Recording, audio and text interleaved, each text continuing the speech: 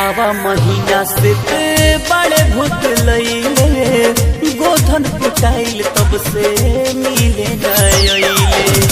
सावा महीना से ते बड़े भूत लईले गोधन कुटाइल तब से मिले नईले।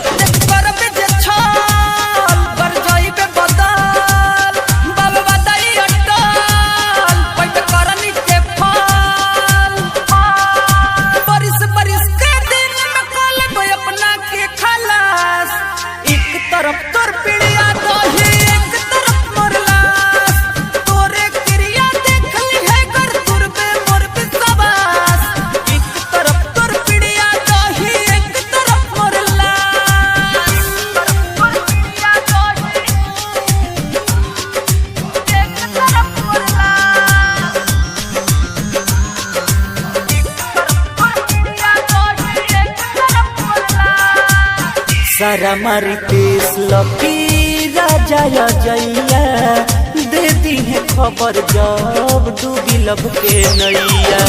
सारा मारी पेश लकी राजा जैया दे दी है खबर जब डूबी लब के नैया।